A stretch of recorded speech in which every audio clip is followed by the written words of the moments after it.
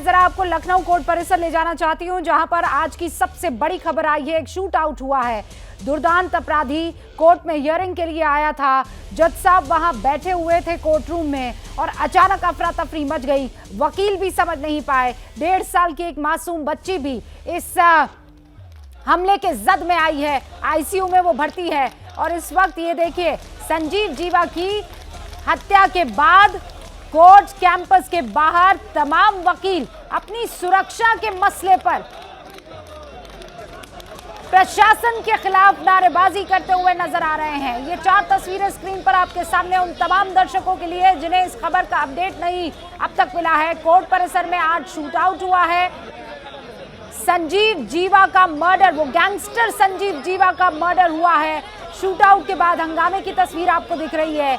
ये ही है वो गैंगस्टर संजीव जीवा और मर्डर का आरोपी इस बीच ये बता दूं आपको कि गिरफ्तार हो चला है। अब जरा कोर्ट परिसर का रुख करते हैं। अजय दुबे मेरे सहयोगी मेरे साथ बने हुए हैं। अजय, इस वक्त वहां की क्या तस्वीर आप देख पा रहे हैं?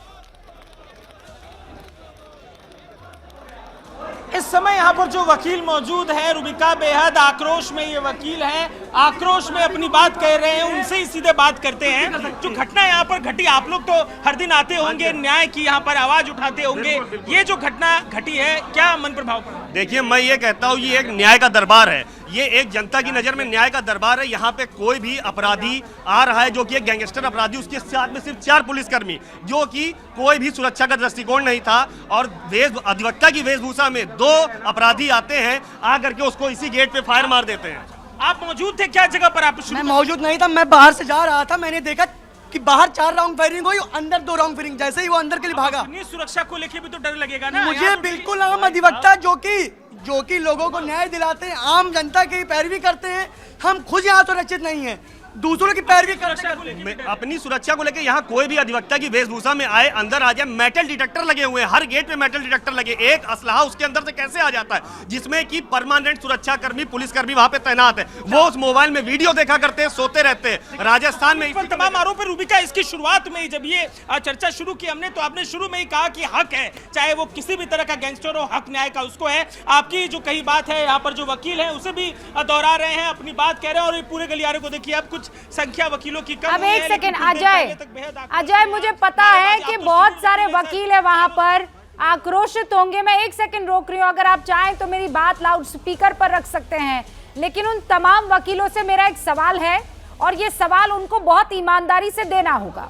सवाल ये है कि जब मेटल डिटेक्टर से आप गुजरते हैं या कोई पुलिस वाला आपकी चेकिंग करने की कोशिश करता है, तो आप ये कहते हैं कि अरे जानता नहीं मैं कौन हूं, अब हमारी चेकिंग करोगे। तो ये जो रिस्पॉन्सिबिलिटी है, ये सीनियर मोस्ट से लेकर जूनियर मोस्ट वकील की है।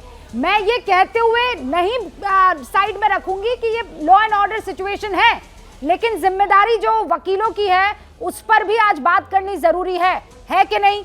आप भी कोर्ट परिसर में रोज जाते हैं, आप भी रोज कोर्ट परिसर में अजय जो है रिपोर्टिंग करते हैं, वहां का आलम ये होता है कि नहीं होता है?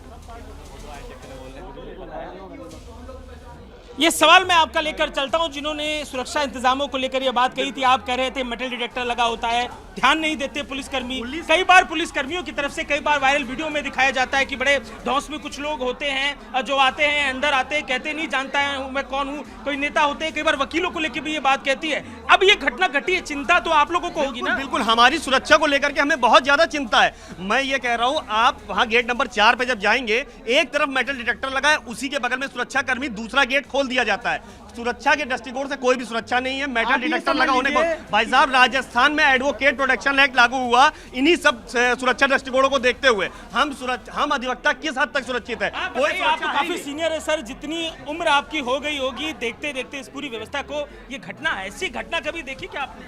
मैं ऐसी घटना के विषय में पुलिस को, मैं खुद इस बार का सेक्रेटरी रहा हूँ, और यहाँ पे एक इसके पहले बम बरामद हुआ था, जिसके संबंध में मैं खुद कम से कम साल में 2-3 एप्लीकेशन है पुलिस को सुरक्षा व्यवस्था को लेकर के लिखता रहता हूँ। बम आ जाता है, कारतूसें आ जाती हैं। इतना कुछ आपने होते हुए देखा, आप भी कई बार देखते होंगे मेटल डिटेक्टर की पुलिस वाले जांच कर रहे होते, लोग आते हैं कहते हैं जानता नहीं है मैं कौन हूँ, तमाम इस तरीके की बातें। ये सिर्फ पुलिस और प्रशासन, क्योंकि प्रशासन ये चाहता है कि कोई मुंह न खोल सके, जुडिशरी को बिल्कुल खत्म कर देना चाहता है।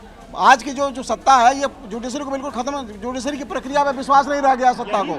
और पुलिस अभी 3 दिन पहले यही मेटल डिटेक्टर एयरपोर्ट पे लगा होता है, उसके अंदर असला नहीं चला जाता है, उसके अंदर कोई असला नहीं जा रहा है, यही मेटल डिटेक्टर। ये वकीलों के मन की वेदना है। वकील ये बात तमाम जो कह रहे हैं वो सवाल खड़े कर रहे हैं, क्योंकि चिंता उनको अपनी भी जान को तो लेकर बनी हुई है ना। आइए रुबिका एक बार कोर्ट रूम की तरफ फिर से चलते हैं, दिखाते हैं आपको। मैं वो घटनाक्रम भी अगर आप बोले तो बताता चलूं कि कैसे 3:45 का समय था। रुबिका थोड़ा समय दीजिएगा, मैं बताऊंगा पूरा घटनाक्रम कैसे घटा।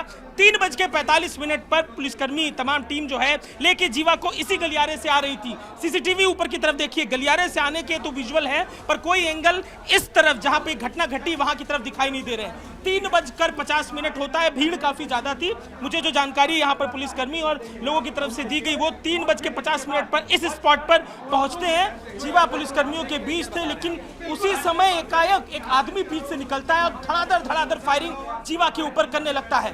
3:50 से 55 के बीच की पूरी कहानी आपको बता रहा हूं। यहाँ पर फायरिंग होती है जीवा के ऊपर, और ये जो दरवाजा आपको दिखाई देगा, इस दरवाजे यहाँ पे गोली चलती है जीवा पे, और इस दरवाजे से अंदर की तरफ जीवा गिर जाता है। और यहाँ पर उसके बैक पर गोली मारते हुए लगातार जो गोली मारने वाला बंदा है जिसे पुलिस ने पकड़ा है वो फायरिंग करता है। एक बच्ची भी घायल होती है और एक पुलिसकर्मी के पैर पे भी गोली लगती है।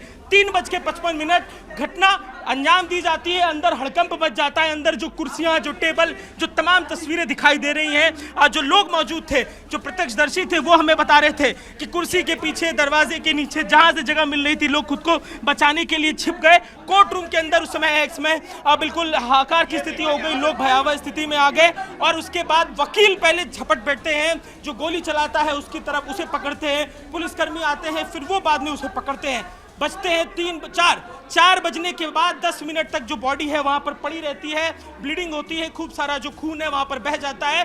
और 4 बजे के बाद पुलिसकर्मियों की टीम बाहर निकलना शुरू करती है। और देखिए, जब बाहर निकलती है लेकर उस बॉडी को बाहर की तरफ पुलिसकर्मियों की टीम, तो इस पूरे रास्ते पे, जिस रास्ते से महज 15 से 20 मिनट पहले जिंदा जीवा गुजरता है, वहां पर लाश गुजरती है जीवा की, खून टपकती वो लाश, जो अपने पीछे इसी न्यायालय में जहां पर एक न्याय के लिए उसे लेकर आया गया था, वहां पर इस तरीके की घटना में उसकी हत्या कर दी जाती है और तमाम सवाल पीछे की तरह छोड़ के जाती है। तो ये पूरी घटना थी जो यहाँ घटी थी। वकीलों में बेहद आक्रोश इस घटना के बाद दिखाई दे रहा है। जैसे ही घड़ी का काटा दोपहर 2:30 पे आए, बबीता जी का दिल सास बहू साजिश के लिए मचल जाए। और ये है इनकी बहू, पूरे दिन ऑफिस की टेंशन हो जाए गॉन जब ये करें अपना फेवरेट शो फ्री टाइम पे ऑन। इनकी तरह आप भी देखें अपना फेवरेट शो अपने टाइम पर और डाउनलोड कीजिए ABP लाइव ऐप अपने स्मार्ट टीवी पर।